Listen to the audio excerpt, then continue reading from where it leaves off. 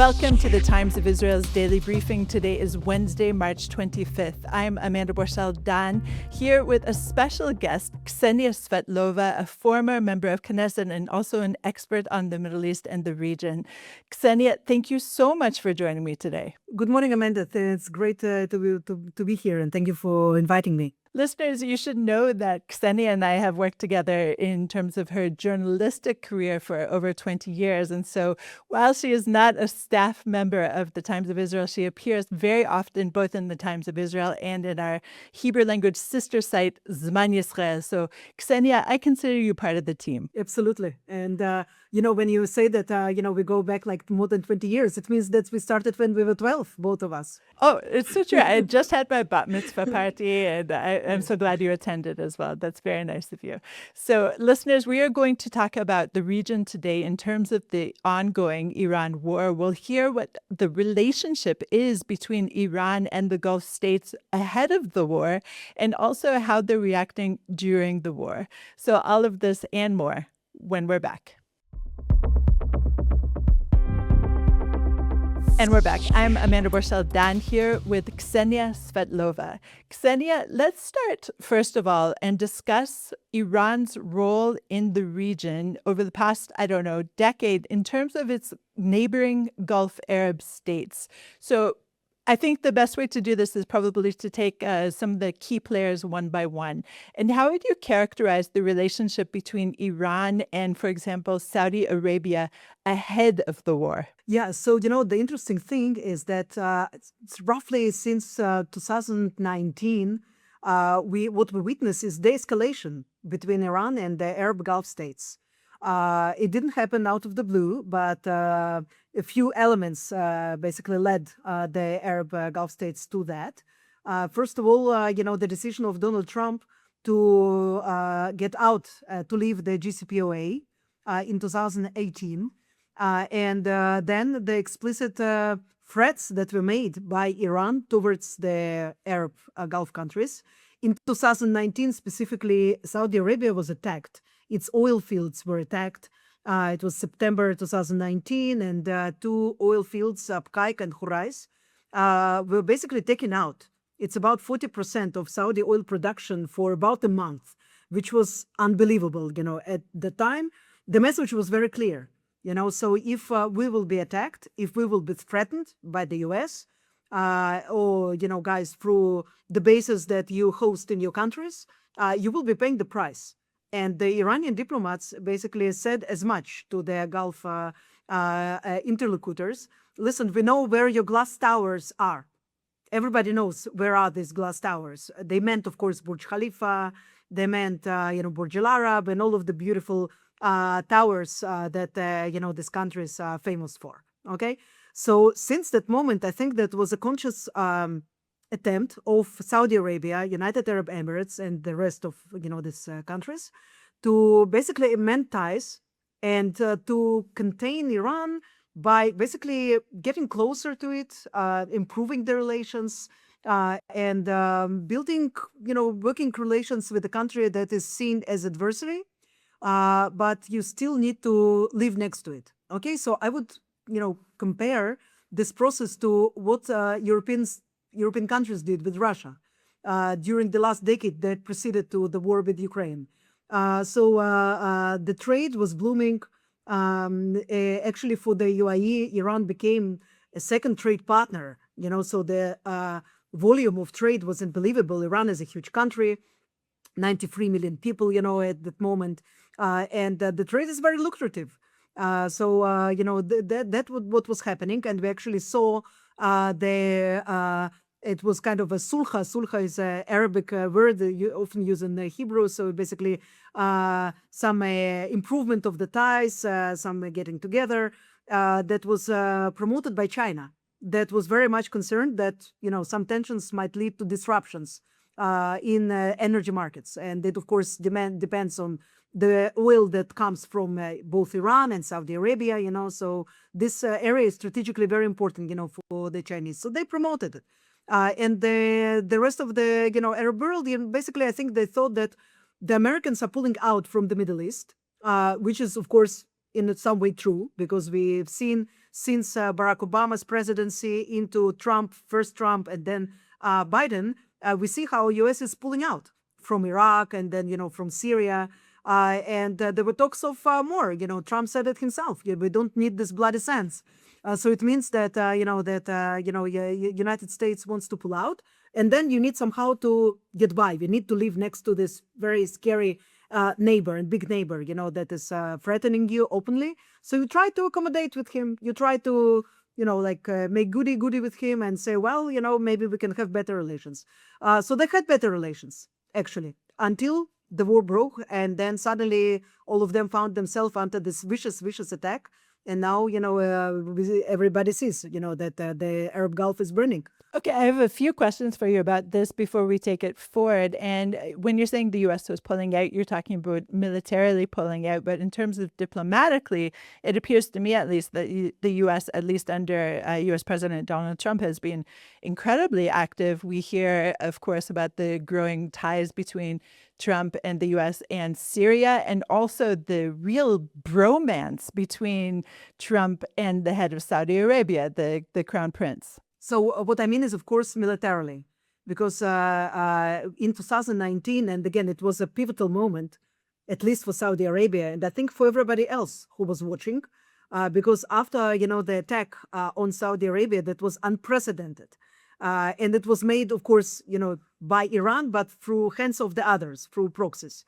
And I think they expected for the US to really stand up for them and to put an end to this hostility, because you are talking about, vital partner and ally in this very strategic area in the world. And nothing happened. And I think that, they were disappointed. And from that moment on, they recalibrated and they thought again about how it's possible to, still maintain, their plans. They need to maintain stability. To develop their plans, the vision of the Crown Prince 2030. It's a great vision for Saudi Arabia. An attempt to take it away from just reliance on oil, develop, the touristic business and sustainable development. All of these issues, for that, you cannot afford yourself to have a war. You need to have a stability. So that's what they try to achieve. Understanding that, yes, United States has still vital interest in this area, but it's not longer prepared, as was uttered by, again, three presidents, presidents of the United States. They are not ready anymore to be part of these conflicts, and they don't want to send troops anymore. So who will protect? Who will protect Saudi Arabia? Who will protect United Arab Emirates? First of all, they were buying more weapons, and the United States gladly sold it to them, but it's not enough. These are, especially the smaller Gulf countries. Well, they have armies and they actually have combat experience in Yemen. But still, if you are looking at Iran and their might and their army and their way of life, which is very different from that, of the Arab Gulf.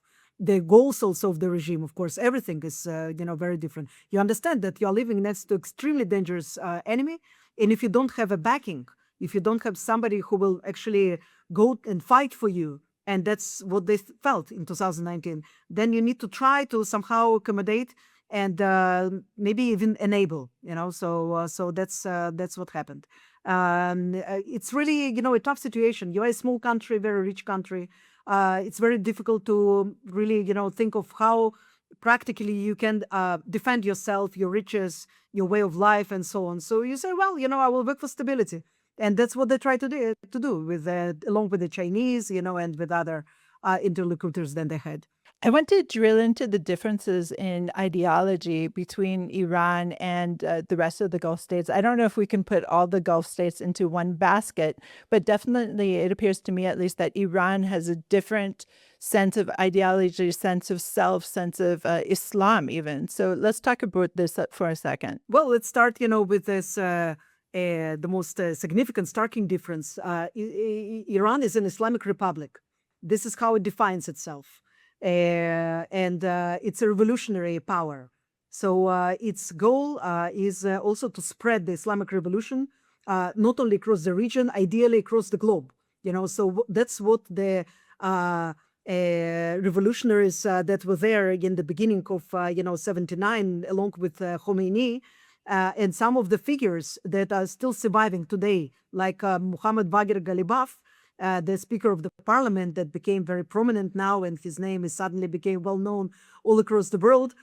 So he was there, for example, from the very beginning, and he believed, and that's what he said in the interviews, that's the Iranian goal. And how do you promote this idea of spreading the revolution? Well, you have to do it by force. You have to, do it in a way that, of course, clashes, with the way of life of these traditional monarchies of the Arab Gulf, pro-Western. Iran is anti-Western. This country, specifically the UAE, which is very unique. And I think that it's really pioneering in this region and everything that has to do to moderation, to in accommodating also, the values of Islam with the way of life that is, seems to be more modern and, more welcoming, more tolerant than in any other place, basically, in the, in the Middle East, except for Israel, perhaps. So I think that, this cultural fusion that they had, the pro-Western orientation politically, and then, of course, modernization, that is hitting so fast and is changing completely. These countries, they are living in some aspects in 22nd century. I think that when I first visited Dubai, it was in 2006. And, I didn't look only on the architecture and the cars, but also on other things, so how people, live their lives, how do they go to work, how much they invest in development, how much they invest in, promotion of women and so on. So, wow, this is not even 21st century, they're somewhere far away. So Iran is still clinging to the values that were coined in the 80s of the 20th century. So here you have this tremendous difference between these countries that they have futuristic also appearance, but it's modern appearance. They really want to get there, at least some of them, UAE for sure. And then Saudi Arabia that joined, the club a little bit later, but they also have this very ambitious vision, right now that guides them and so on. Other countries are smaller. Some of them, they are in a more problematic economic situation, like Kuwait, rich country, but with many problems, huge debt, and so on, and also trauma of the war in 1991. Some people who lived in Kuwait before that war, they say that Kuwait never bounced back to be this open society that slightly reminded Dubai, of the 90s and the 2000s. They never bounced back from that. Oman, very different, also in their religious belief. They have the Zaidi school, of Islam, somewhere between, I don't know, Sunni and Shia. And, they are very close also to Iran politically. They try to be the Switzerland of the Middle East. They traditionally were the interlocutors and the go-in-between country that helped also to form the GCPOA. And Qatar, the enigma. I remember that I was just beginning my journalistic career. Among the journalists, there was often a joke. What is the name of the television channel that has its own country? Nice. And the question was, of course, Al Jazeera, so Right. because what else is there? Yes, but no, there is much more than Al Jazeera. It's, really like a power, center, power keg that concentrates, the Sunni, more, extremist view of life, the support for all of the Sunni insurgency and for Muslim Brotherhood, of course, all around the Middle East and so on. So that's what's Qatar, and you would expect that they would, be in huge clash with the Shia Iran, but that was not the case. They actually got along quite well until, again, very recently. I think the Qataris were surprised by how viciously they were hit by the Iranians. They also share this huge gas field together. So they managed it quite well, without any clashes and so on along the years. But I think all of these countries that they found out, in the hard way, perhaps everyone except for Bahrain. Bahrain, I think, is quite unique because they were always the most threatened country by Iran. due to the existence of significant Shia population in the country. So they always were very fearful of an interference of Iran, an attempt to, again, export the Islamic Revolution through the Shia Bahraini population. I just will remind you that in 2011, in the beginning of the Arab Spring, the Saudis had to send the support forces to Bahrain in order to stabilize the country, because they really, felt that, with this revolutionary spirit, that's the time also for Iran to make a gain in this, tiny island country. So everybody else, they found out, that you cannot really accommodate Iran. You cannot really just continue enabling, what it's doing in other parts of the world, in Syria and Lebanon and so on, and just hope that, nothing will happen next to your house. Eventually, that's what happened. And I think that now some of them are thinking critically about, that experience. I'm absolutely sure that whatever will happen in Iran, my feeling is, unfortunately, I'm saying it with great sorrow and disappointment, that the regime will survive. This is something that, I think in the end of this war, they will be weakened, they will be in disarray, but the regime, its structures will still survive. There will be no going back to what used to exist prior to beginning of this war. For Arab Gulf countries, for the big ones at least, the Saudi Arabia for sure, and for the United Arab Emirates. I think also for Qataris, it will be extremely difficult to just bounce back to this coexistence, forced coexistence, but still. Whether anybody will join the war, it will depends on how long this war will actually continue. So theoretically, some of them could jump on the wagon in the very last days and to win a favor in the White House and to say, well, here we are. Strategically, it will not make a significant difference. But if the war will be prolonged, and it will mean many different things, energetic crisis around the globe, economic crisis around the globe, then I think that, there is more probability than, some of these countries will actually join the actual fighting. Because they will be left with no choice. Let's go to a short break, and then we're going to unpack some of what you just said here. And we're back. I'm Amanda Borschel-Dan here with Ksenia Svetlova, Mideast expert and the CEO of Ropes. Ksenia, you just laid out a pretty dismal picture, and I want you to just rewind and understand completely just once the idea behind the Islamic Revolution. Because if we're looking at the Arab Gulf states, they're all Muslim. They're all different brands or flavors of Islam, some sharing more than others. You talked about Oman right now.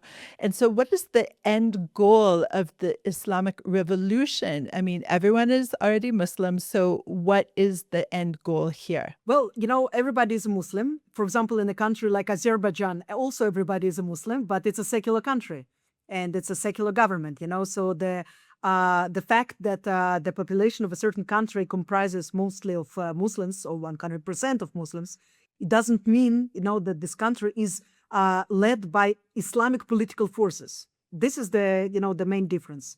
And this is what frightens so much the Arab states, not only Gulf states, but also states like Egypt and Jordan, because they are very wary of political Islam, Shia or Sunni. And I can tell you that one of the results of the Islamic Revolution, well, they did not succeed really to export the Islamic Revolution across, the Sunni countries in the Middle East. I don't think that they really expected that to happen. But they certainly fueled and gave more power and more confidence to various Islamist movements all across the Middle East. So there was interconnection. And I think that, for example, a country like Saudi Arabia, after 1979, just became started to be to execute more tight control, also to be more conservative. Some of the countries they went through this religiosization, I think, of their societies and so on. And yes, you can attribute it to different things. The failure of Egypt and other countries in the Six-Day War. This is one of them. When the secular socialist communist forces failed, and the Islamist movements told them, listen, this is because you don't believe in God. This is because you are not exercising the right kind of Islam. You are not, real believers. And if only you would, act in according to the, Sharia law and so on, for sure, things will be different. But another stage, it was the Islamic Revolution in Iran. So there was this huge shockwave through all across, the Middle East. In Iran, the guiding principle is, it's called wilayat al-faqih, the rule of the wise one. The wise ones, they are the scholars. They are the ayatollahs, basically. Yes, ayatollah is a religious title. So why they got to rule the country, because they know how to interpret also the Islamic law. And also they basically represent the highest powers. So this is, this is something that there is no separation between church and state, in this sense. This is only the church, and the church gets to rule also, the state. So that's, how this country looks like. For the Arab Gulf states and other Arab states, I will specifically, underline here Egypt. Because also it's a huge country and very significant one. The cultural center of the Middle East in many ways, and so on. For them, the idea of religious establishment, basically getting the grip of the power and having its own army, the guards of the Islamic Revolution and all of that. This is just something that they cannot. They cannot agree with it. They cannot just accept it. So this is something that is very problematic for them. And Egypt actually cut the ties with Iran over a very gruesome incident. After the murder of President Sadat, assassination on President Sadat in 1981, the Iranians called one of the streets in Tehran after the name of Khalid al-Islambuli, the killer of President Sadat. So, it was in 1981, but believe me that the people in Egypt, they remember it very well. They did not forget about it, yes, especially those who are in power. So that's why everybody is wary of Iran. And it would not be right to say that, also during these years of rapprochement, Arab Gulf states or other states that became closer with Iran, they actually forgot, about, their subversive nature, about, how they try to operate, in these states. For example, Iran became very active in the recent years in Jordan. They tried to destabilize Jordan as the close neighbor of Israel, and to basically operate through cells that, they fund there and they establish there and so on. And this is the process of destabilization that, they've done the same in Lebanon and, in Syria and Yemen and Iraq, and they wanted to continue. So they were not successful in 47 years to actually really spread the ideas all across the Middle East, but they did sow chaos all across the Middle East. That you can say for sure. The ring of fire around Israel, it's not only around Israel. It's also, the idea is also to build this ring of fire of Iran and its proxies, also around the Arab Gulf states. So it's Iraq, of course, after the fall of Saddam Hussein. And it's, of course, Yemen after, the Arab Spring and eventually the Houthis taking over, all of the northern Yemen and so on. And they tried to do it, as I mentioned, in Bahrain, not successfully. But that's what they would want to, to do. And right now, what we see, the terror tactics that they implement against the countries, this fear, it existed all along. But at the same time, there was this hope that, well, maybe if there will be enough economic incentives and so on, the Iranian economy is, bleeding over the Western sanctions and so on. So maybe that will be like this layer that will allow, for Iran to, breathe, slowly and to take it with a grain of salt and, not to really, be so aggressive against its neighbors. But the fear did exist. Ksenia, what you just said right now about the ring of fire being not only for Israel, that was mind-blowing to me, because I had always wondered why the Houthis, why this, semi-faraway nation, people is trying to attack Israel. And it's really not only about Israel. If I can just about Houthis for just 1 second. Listen, Houthis attacked Saudi Arabia for years. They bombed, just like Hamas did, like cross the border for the Otef Aza communities and so on. So the Houthis did the same, and they bombed, airports in the Saudi Arabia that were close to the border and cities. And that's why the Saudis and Emirates went to war with, with the Houthis. They didn't win it, unfortunately, because it's a terrorist organization. It's really difficult to win a war against a terrorist organization. Also, some might say that this time, they fought with one hand behind their back because of various restrictions, on the West and so on. But that's the ring of fire is definitely very, very real for, the Gulf Arab states. And there is a video that is circulating in the Arab networks right now of Abdel Mahdi al-Muhandes, who used to be the head of pro-Iranian Iraqi militia. And he in the interview, he was asked, it was prior to 2020, he was eliminated in the American operation along with Qasem Soleimani. But before that, he was interviewed and he was asked, so what is your plan in the next 5 years or 10 years? Do you plan to eliminate Israel? Do you think that you will be successful in that? And he said, Saudi. I mean, we want to eliminate Saudi, not Israel, so there are priorities here. And they saw them also as the weaker chain, perhaps, as the closer target and the weaker chain. Well, that's really fascinating. And obviously, it's always important to realize it's not only about us all the time. Now, Ksenia, I want to talk about how Iran has been striking the Gulf states. And you mentioned before we went to break the idea that potentially some of them may step up and join this fight. But you also talked about how they don't necessarily have the greatest military capabilities, they do have some. So how could they even join in here? What would be their expertise? What could they bring to the table here? Well, first of all, these countries have superb military equipment that they bought from the United States for years. It does not exceed the capabilities that US and Israel jointly have together right now. But I mean, if it will be a prolonged war, every kind of help will be welcomed. That's something that we just cannot, completely right now dismiss. We don't know when it will end. I think for Trump also, what's very important, more than, the amount of F-15s, that can be sent from Saudi Arabia and the United Arab Emirates and so on. What's even more important, it's this sense that there are other countries, that are fighting together among the common enemy, a coalition. So he did not bother to work on this coalition before the war. And these countries were openly against the war, as were Europeans and many others. But today, when after they suffered tremendous blows, and God knows only how much time they will recover from that.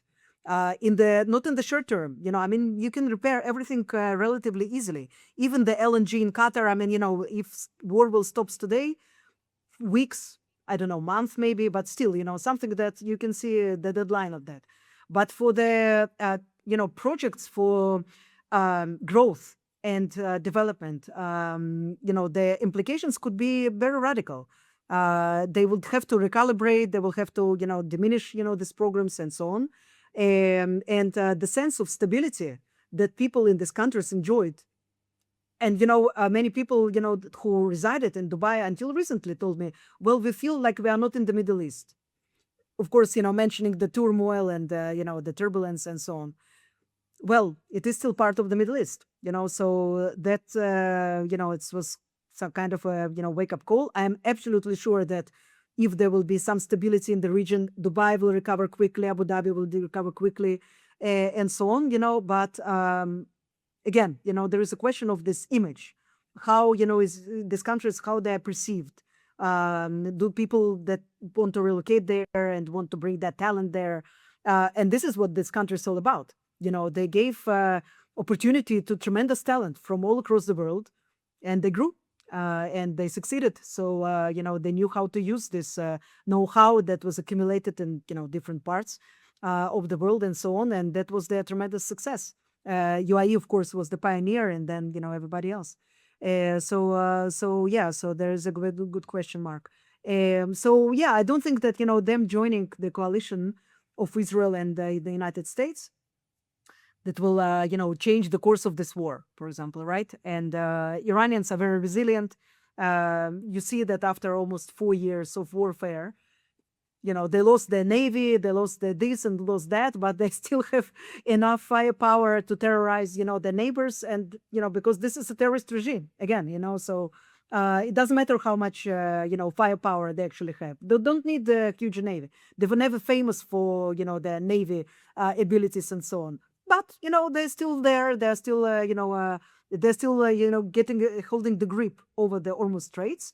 And they're still able to dictate to other countries, which tankers will go through the straits, and also to charge money, $2 million in yuan, for the sake of, their Chinese friends and allies.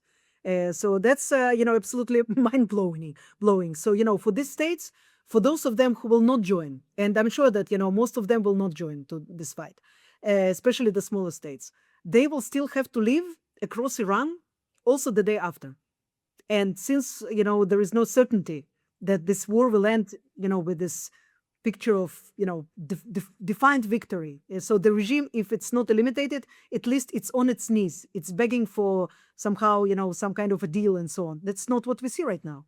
And they see it as well, So for those of them who are afraid, they have every reason to be afraid. They are living next to them. I mean, so they can exercise terrorism against them.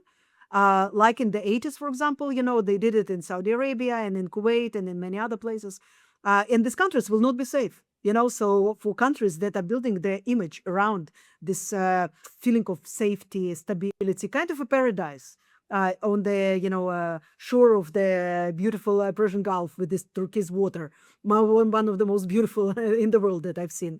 It's a scary future. It can jeopardize all of your plans and all of your, dreams for the future. I have one final question for you, and you touched on this in your previous answer, but I think it's important to really crystallize for our listeners, for the Western world in general, that what you're saying about the regime being tenacious, holding onto its power, don't you think, or do you think that if it were basically almost decimated, maybe 90% decimated, 95% decimated, it would still continue to hold onto its power until its last dying breath? This is not, in my opinion at least, a regime that is going to say, you know what, you're right, let's just let the people rule. Yeah, I definitely don't see it happening. But also I don't think that they are 90% decimated at this point, so I don't think it's even close. So because I have a privilege of also reading some materials in Russian language, I can tell you that I'm following a few reporters that they are not even Russian, that they're coming from Azerbaijan, which is very close, of course, to Iran.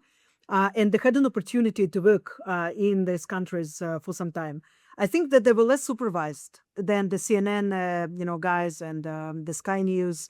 And there is a lot of debate, whether, the picture that they bring from Iran, whether it's authentic or not, but, in specific cases, I'm talking about people whom I personally know, experienced reporters who also know Iran well. And when they tell me, listen, so we are looking at the streets and we see there, first of all, thousands and thousands of military personnel, the Basij, the guards of the revolution, and they're patrolling the streets and they're, intimidating people and they're arresting everybody who looks suspicious and so on. So, for me, it means two things. First of all, the regime is very much still there. It gives services, it provides services. The country didn't collapse. You can go to, I don't know, Ministry of Transportation and get your driving license, for example, yes, if you need one. So this is, this is not how a collapsing regime looks like. And I've been in Egypt in the days when of the Arab Spring, just slightly before the Hosni Mubarak resigned, and we basically saw that country was shut down.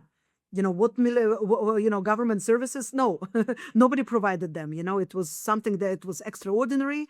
And although they eventually the regime in Egypt didn't fall, they changed figures there, but they changed the heads. But in the end of the day, it stayed. But this is definitely not what is happening right now in Iran, at least for now. In many cities, you don't even feel the war. You feel it in the big cities and in the places where there are military bases. In others, life is going on as normal. There are no shortages of water or food or stuff like this, because Iran became, in many senses, self-reliant because of the sanctions. It's easier for them to survive because they've been dealing with this economic stress for years, if they will be left without any electricity, then definitely there will be chaos. But then also the Arab Gulf states will be just eliminated. They cannot survive without drinking water, potable water, and that's the most scary scenario. That if you strike the electricity hubs, in Iran, then they will do the same, and they will, in the reciprocity to the Arab countries. So then, it might be a victory, but it's a Pyrrhus victory, because the whole region, and you were just going down the drain, and enormous ecological catastrophe, of course, and all of that. So it doesn't mean though that the regime will eventually not collapse. I'm just saying that all of us were kind of used to this instant solutions, instant victories. If it's not happening today, then it's not happening at all. No, things do not necessarily look like this in the real life. The war for now lasts for 4 weeks. Look at the war with Russia and Ukraine, over 4 years. Okay, and definitely, the Russians are not winning there, despite their superiority in manpower, and all of that. So it can take a lot of time. And if the West will be along with Israel, along with its Arab neighbors, that's why it actually need coalitions.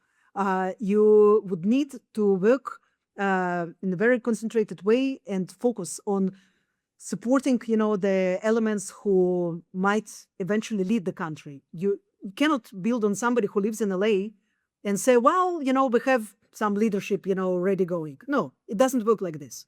You need to work with elements inside. Whether you can work with them right now when the regime is still resilient, hard for me to say. I'm not exposed to any intelligence or something like this. But if you will not do it, so then eventually you will not have, some kind of substitute. You will not have an alternative. You have to have an alternative first.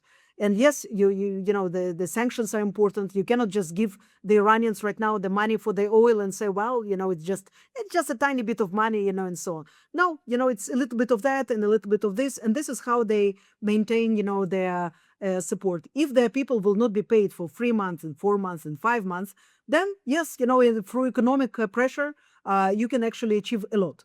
And I lived in the Soviet Union when I was a child. So we left in 1991 to Israel. And I remember this time very well. By 1991, no one was ready to support the Soviet Union. Absolutely no one. It was, an understanding that this is already, it's a corpse. And so by some, automation, so it continues to breathe on automatic machine, but it's already gone. People who were not paid, sometimes for months, and they went to the supermarket and there were empty shelves. Well, they see that there is absolutely no reason, to continue fighting for that.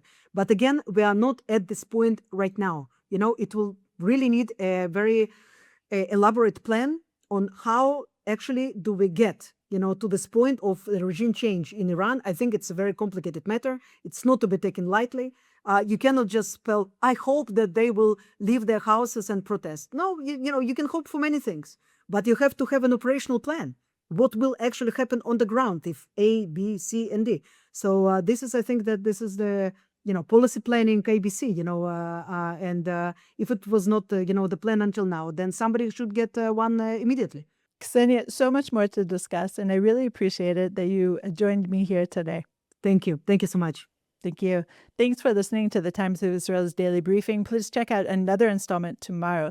This episode was produced by Ari Schlacht. If you have any questions or comments about this or any other episode, please drop us an email to podcast@timesofisrael.com. Until tomorrow. Shalom.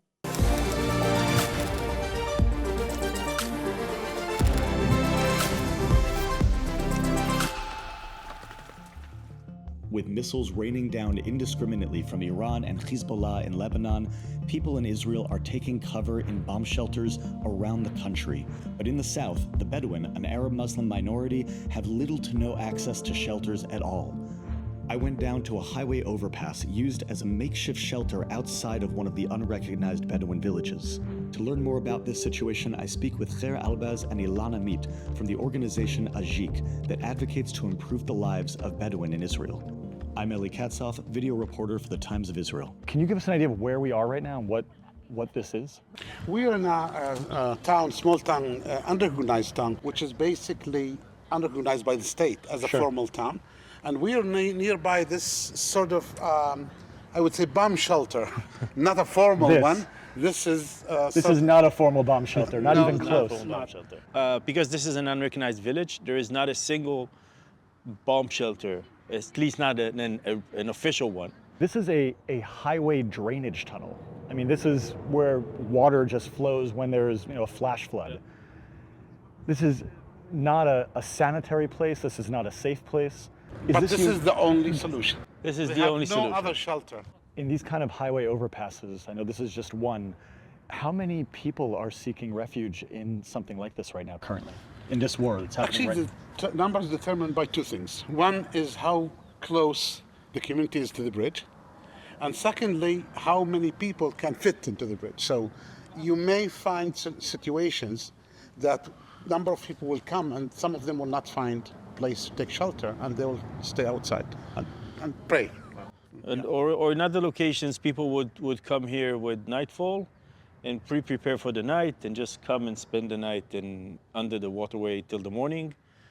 Because see, the problem is not just for several hundred people. The problem is for more than 100,000 people. There are 100,000 more than Bedouin 100,000 population people that have no shelter. This is a tunnel that was used. It's fresh. You see right now there's grass and shrubs that have been put down for people to sit on, I'm assuming, and that's because it's wet?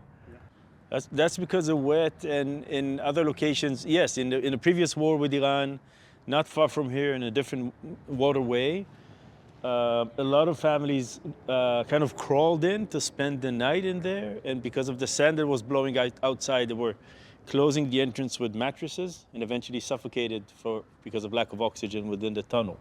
And it's not the first time that things like that are happening. Suffocated implies that people were dying. No, they were evacuated. Together with the aid of our emergency response teams, they were evacuated to Soroka Hospital. I think it was just a couple of days before the hospital was hit.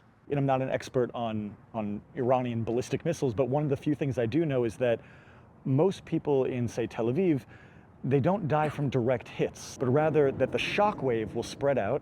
And it's a horrific thing to say, but it basically crushes your insides. It's like being hit by a truck. So for that reason, it's very important in traditional bomb shelters to close the bomb shelter door. It's a huge door that helps prevent the shock wave. There's no door here, and a cardboard box is not going to suffice. But I think it's mostly helpful for people, protecting them from the debris of the interceptions that is happening up in the sky. Because we're so close to one of Israel's military Air Force bases, so there's a lot of shrap that comes down. But a direct hit or a shock wave will not be sufficient here for the people to be protected. To get from the unrecognized village to this place here, and this is just one example, this is not a 2-minute walk. This is like a 5-minute run. Yeah. If you've got kids and a family, there's no way you'll be able to make it in 5 minutes. So this is why in other locations, people come during nightfall to spend the night under those waterways before the alarms begin. People don't wait for the last minute. And if you'll drive around in other bridges and in other locations here in the Negev, you'll see the cardboard or the carpets or the remaining of the last night's visitors. So sometimes it's fires outside the water bridges for people to warm up. People prepare themselves for the night. And to make things even more difficult, several hours ago, a message was released from the home front saying that it's very dangerous to be under bridges when there's an attack. You should take a photo of it. It's a written message. It's a written message that says by the home front, yes. Home front command. Where do they expect people like the Bedouin community that is dealing with this will go if you say don't go under the one thing that seems to be at least a semblance of safety? And I don't think they're asking themselves that question. Thank you both for your time. Thank you. Thank you.